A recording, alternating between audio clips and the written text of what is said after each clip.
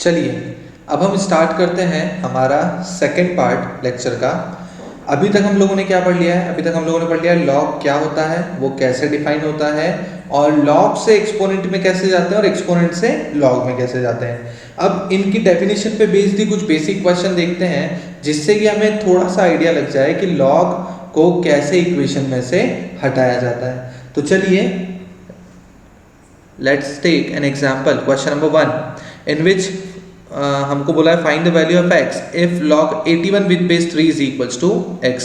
ऊपर ये भी मैंने लास्ट लेक्चर में समझाया था कि अगर मेरे पास log a with base b होता है और अगर आउटपुट में c लिखा हुआ है, तो अगर मुझे इसको log फ्री करना है तो b को लेके जाना पड़ेगा आउटपुट के पास, तो it will become b raise to the power c, और इनपुट में we are left with a। तो अगर इस अप्रोच को इस क्वेश्चन में वापस से अप्लाई करें तो वी कैन राइट कि सॉल्यूशन क्या हो जाएगा अपना। सॉल्यूशन के लिए क्या किया, हमने इस 3 को लेके गए किसके पास, x के पास। जब 3 को x के पास लेके गए तो ये क्या बन जाएगा इनपुट में 3 raise to the power x। अच्छा LHS जो है उसमें से log हट जाएगा तो आउटपुट क्या बच जाएगा 81। मैं फिर एक बार समझा रहा हूँ क्या किया, 3 को लेके गए x के पास तो it will become 3 raise to the power x and here in LHS we have 81। अब जब क्वेश्चन बन गया 3 raise to the power x is equals to 81, तो इसको तो सिंपली ऐसा भी तो लिख सकते हैं कि इधर 3 raise to the power x है, 81 can be written as 3 raise to the power 4। अब अगर दोनों का बेस सेम है तो पावर्स इक्वेट कर सकते हैं, पावर्स इक्वेट करेंगे तो we will get x is equals to 4। It is quite easy. तो ये तो सिर्फ मैं आपको क्या सिखा रहा हूं कि लॉग को कैसे फ्री किया जाता है, मतलब लॉग से कैसे एक्सपोनेंट बना के हम आंसर निकाल सकते हैं। चलिए एक एग्जांपल और ले लेते हैं। ये बेसिक एग्जांपल्स हैं जिनके थ्रू हमें समझ में आ जाएगा कि लॉग कैसे फ्री होता है। अच्छा ऊपर वाले क्वेश्चन में क्या था, ऊपर वाले क्वेश्चन में हमको सीधा 3 की पावर मिल गई थी, लेकिन हर बार ऐसा क्वेश्चन नहीं मिलेगा। जैसे अगला क्वेश्चन अगर आप देखेंगे तो इसमें लिखा हुआ है 343 और 49। तो अगर इसको सॉल्व करना है तो एक काम करते हैं, पहली स्टेप तो वही कर देते हैं जो उस क्वेश्चन में करी कि 343 को लेके जाते हैं x के पास, तो ये बन जाएगा 343 raise to the power x is equals to how much 49। अब आप लोग ये बोलोगे कि सर ऊपर तो हमको 3 की पावर मिल गई थी और हमने सीधे क्या करा था, एक्सपोनेंट को कंपेयर कर लिया था। यहाँ पर तो हमको कोई एक बेसिक नंबर ऐसा दिख नहीं रहा है जिसकी पावर दिख रही है। 343 अलग नंबर दिख रहा है, 49 अलग नंबर दिख रहा है। मैं बोलूंगा उसको मन की आंखों से देखो, दिख जाएगा। कैसे दिखेगा समझो।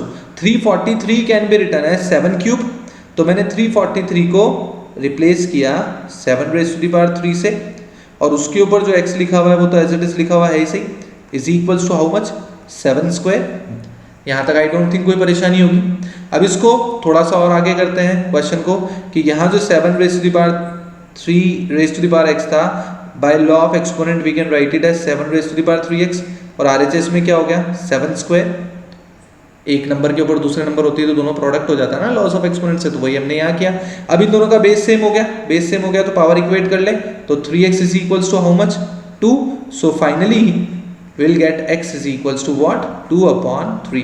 तो जरूरी नहीं है कि जो इंटीग्रल वैल्यू है या जो एक्सपोनेंट वैल्यू है वो इंटीजर्स में आएगी, वो फ्रैक्शंस में भी आ सकती है। It will depend on given question. अब मुझे लगता है शायद तुम लोगों को बेस फ्री करना आ गया है। अगर बेस फ्री करना आ गया है तो थर्ड क्वेश्चन मैंने नीचे बनाया हुआ है, वीडियो को इसी कंडीशन पे पोस्ट करो और x की वैल्यू निकाल लो अगर तुम्हें आ गया हो तो। मैं सीधे सॉल्यूशन डिस्कस करता हूँ तुम लोगों से कि कैसे इसको सॉल्व करना है थर्ड वाले क्वेश्चन को। चलिए क्वेश्चन की स्टार्टिंग तो हमेशा वैसी ही रहेगी जैसे हमने बाकी के 2 क्वेश्चन करे, इसको भी हम वैसे ही सॉल्व करेंगे। हम सबसे पहली स्टेप में क्या करेंगे, x को यहाँ से फ्री करेंगे, किसके पास ले जाएंगे स्क्वायर के पास, मतलब पावर 2 के पास। तो यहाँ पर सॉल्यूशन में क्या हो जाएगा पहली स्टेप में, यहाँ जब x 2 के पास जाएगा तो it will become x square, और इधर जो बचेगा वो बचेगा सिर्फ 3x माइनस 2। पहली स्टेप तो आई होप क्लियर हो गई कि x जाएगा 2 के पास तो it will become x square, और जो 3x माइनस 2 लिखा हुआ है वो एज इट इज लिखा हुआ है। फाइन। अब फिर और आगे मूव करते हैं, इसको और आगे लेके चलते हैं। यहाँ पर इस इक्वेशन को हम ऐसा लिख सकते हैं, इट इज 3x + 2 = 0।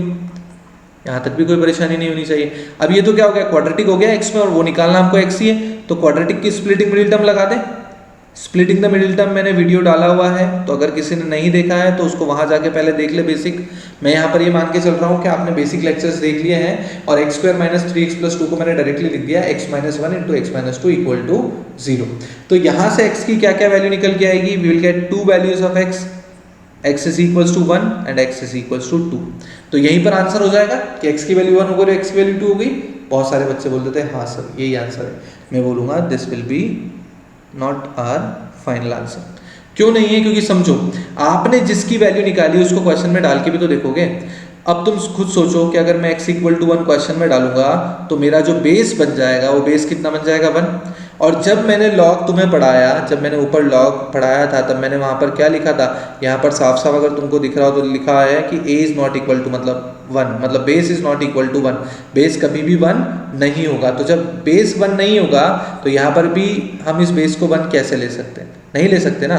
तो फिर यहाँ पर हम लोग क्या करेंगे कि डायरेक्टली लिख देंगे कि since x is base also, so it cannot be equal to 1. So finally we are left with one choice which is x equal to 2. So this will be our final answer. तो ये थे कुछ basic questions on log जो कि हमें सिर्फ ये बताते हैं कि लॉग से एक्सपोनेंट पे कैसे जाना है, या फिर अदर वर्ड्स में हम ये भी बोल सकते हैं कि इक्वेशन से लॉग को कैसे रिमूव करना है। I hope this is clear to you all. Thank you.